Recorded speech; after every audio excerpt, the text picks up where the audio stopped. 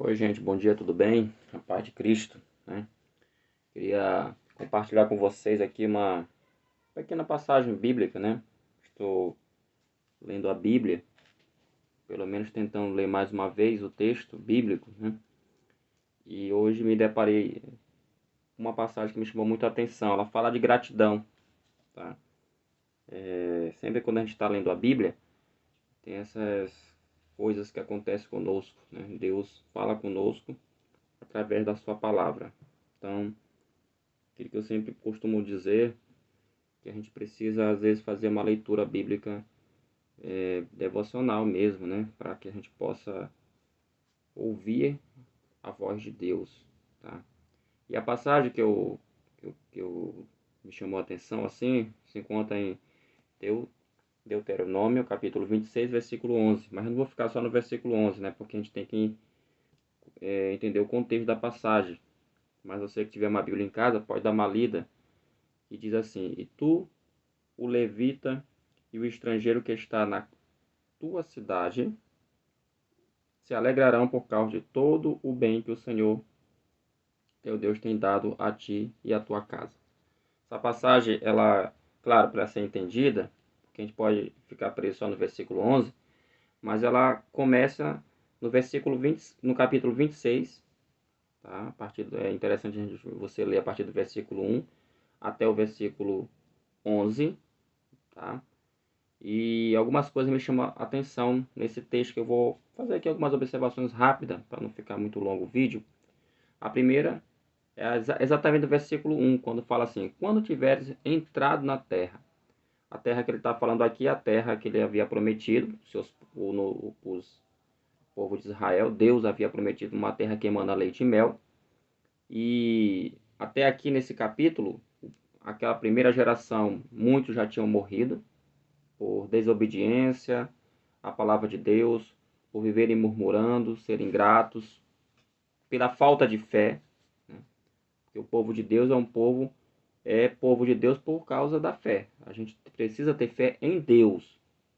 A nossa fé ela tem que estar centrada em Deus. Então, essa, essas palavras que estão sendo ditas aqui, elas já são palavras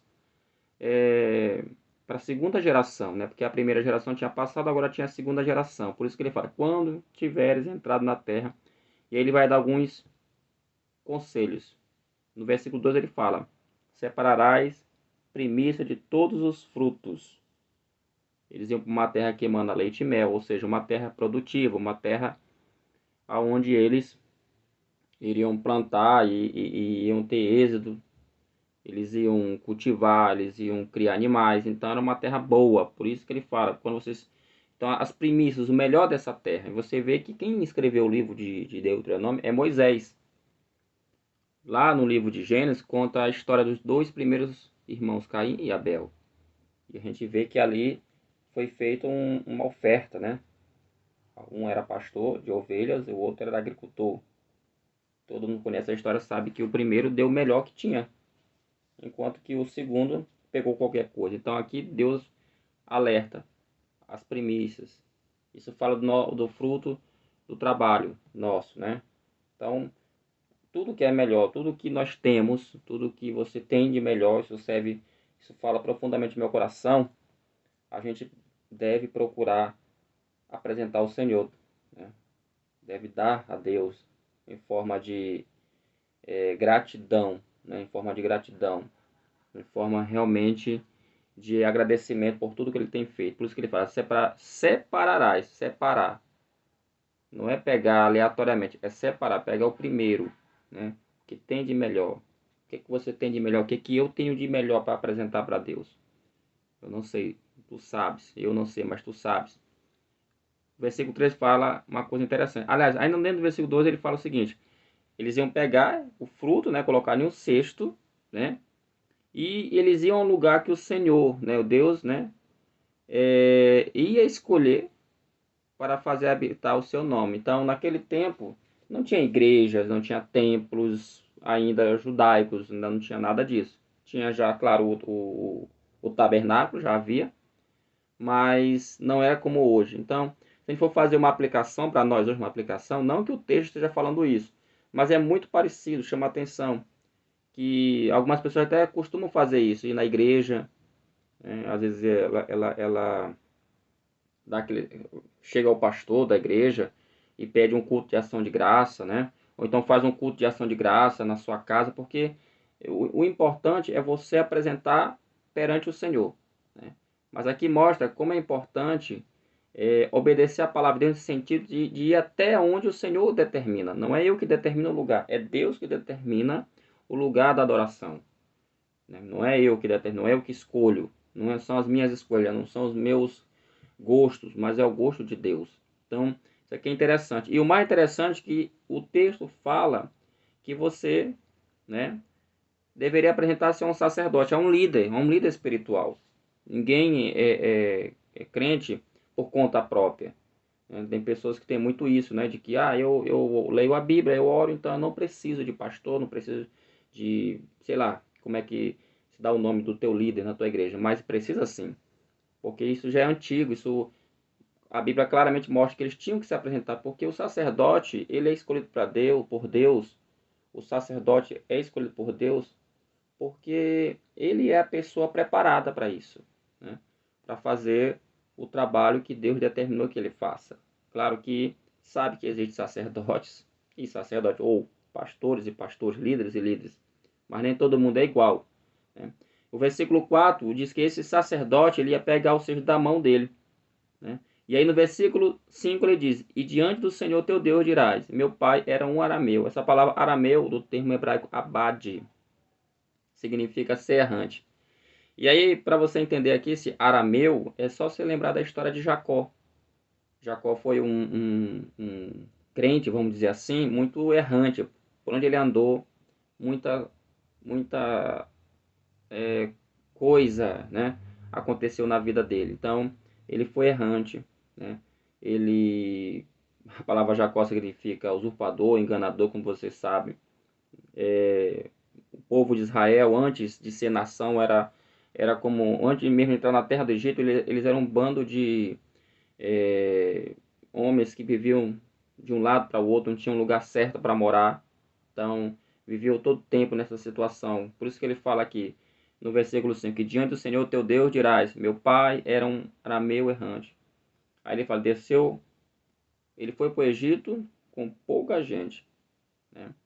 E depois ele foi com pouca gente para o Egito. Esse povo errante foi para o Egito. E isso é muito semelhante à nossa vida. Às vezes a gente começa numa coisa, né, nossa vida, com pouca coisa, né? Às vezes a gente sonha ter uma casa, às vezes a gente começa comprando terreno, e aí depois você consegue, Deus vai te dando graça, você vai comprando material, você vai trabalhando, vai construindo tua casa. Quando pensa que não, você tem uma casa abençoada, uma casa estruturada, né? Então, todos nós temos esse negócio, todos nós temos esse momento de sermos errantes, né? Errante como foi Jacó, como foi a nação de Israel, como é nós. Mas aí Deus multiplica, Deus, ele dá, né? Ele consegue transformar o que é pouco em muito. Como ele disse para Moisés quando estava diante do Mar Vermelho e perguntou para ele o que ele tinha nas suas mãos. Ele falou que ele tinha um cajado, por exemplo, toque as águas. Então Deus, ele não precisa de muita coisa para operar, para ele se manifestar. Mas ele precisa que os seus filhos, as suas filhas possam confiar de fato na sua palavra. Aí ele fala mais no versículo 6, como tudo na vida teve problemas, né? Porque ele fala que os egípcios ali os escravizaram, maltrataram, mas no versículo 7 mostra que eles clamaram, oração, clamaram. E é isso é exatamente o que nós temos que fazer quando estamos passando por algum tipo de problema, seja ele qual for, é clamar, pedir socorro. Quem? Aos políticos, aos homens? Não, pedir socorro a Deus. Porque de fato só Deus pode, de fato, mudar a nossa história, né? E o versículo 8 fala que Deus atendeu essa oração porque ele tirou aquele povo. Deus se manifestou de forma poderosa, como todos conhecem, né?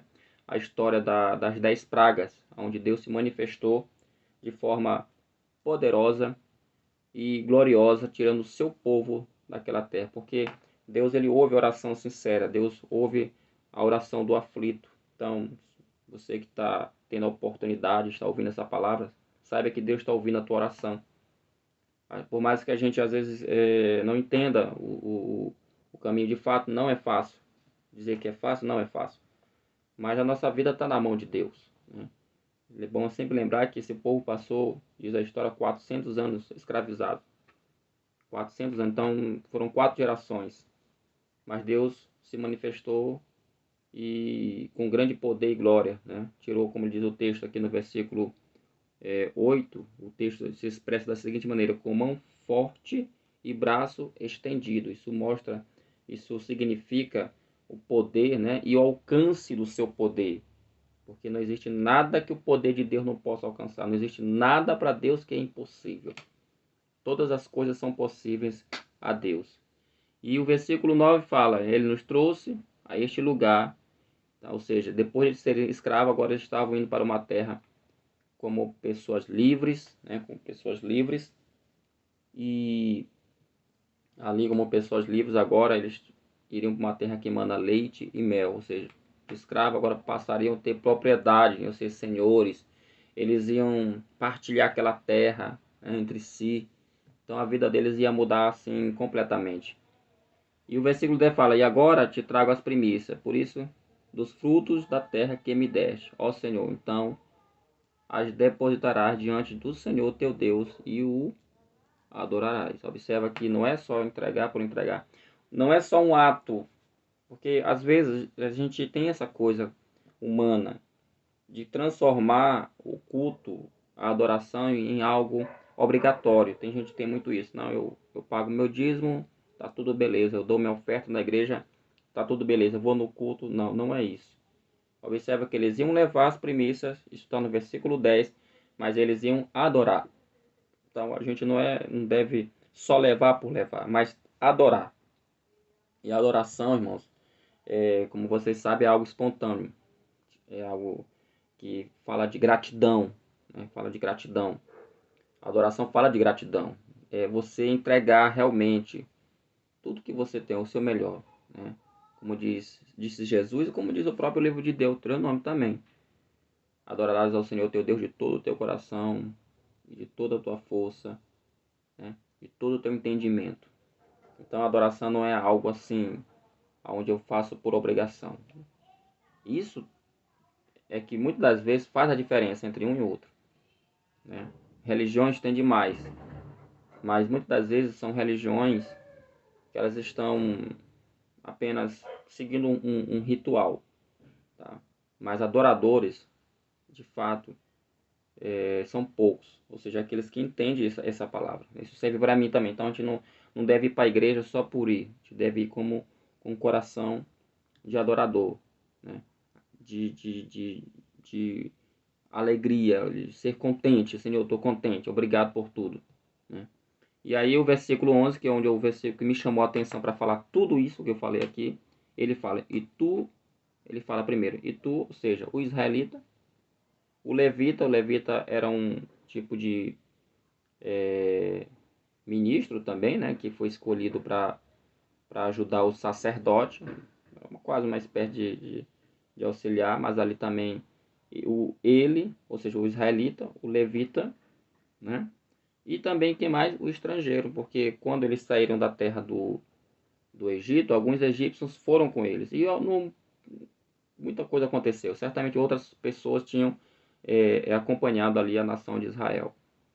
E muito legal, entendeu? Mas aí tudo isso Deus fala. Essas 3 categorias deveriam se alegrar. Olha como é que ele fala, se alegrar. Não ficar triste, né? Tem pessoas que o tempo todo Deus está abençoando, tá ajudando, e ele todo tempo reclamando, todo tempo achando ruim, todo tempo parece que nada preenche. E nós seres humanos somos muito, como é que eu poderia dizer? Nós seres humanos somos muito ingratos, somos muito pecadores, né? A gente está sempre querendo preencher o nosso ego. A gente nunca está satisfeito, né? E o texto fala: e tu, o levita e o estrangeiro que está na tua cidade, se alegrarão por causa de todo o bem. Todo o bem. Isso aqui é interessante. Todo o bem. Isso é tudo que Deus tem feito. O dormir, a nossa saúde, nossa comida, nossa casa, nossos bens, né? o conhecimento que nós temos, nosso emprego, nossa família, a oportunidade que Ele nos dá, enfim, todo bem, tudo que for bom, tudo aquilo que é bom para você, tudo, tá? Aí ele fala dessa forma, né? Todo bem que o Senhor teu Deus tem dado a ti e à tua casa. Então que nessa manhã, nesse dia, a gente possa refletir. Você pode ler, né? Ler aí capítulo 26 de Deuteronômio, capítulo do 1 até o versículo 11, e faça essa reflexão, onde é uma reflexão que nos leva a entender que a gente, outra hora, não éramos nada, né? E agora a Bíblia nos diz que nós somos filhos de Deus, né? Filhos de Deus. Então, seja lá qual for a situação que você está passando, seja grato a Deus, louve a Deus pelo bem que Ele tem te dado. A vida não é, a gente sabe que a vida não é feita só de rosas, né? Mas há também os espinhos. Então, é isso aí. Fique aqui essa pequena reflexão e que Deus abençoe a todos. Fiquem todos na paz do Senhor Jesus e até a próxima.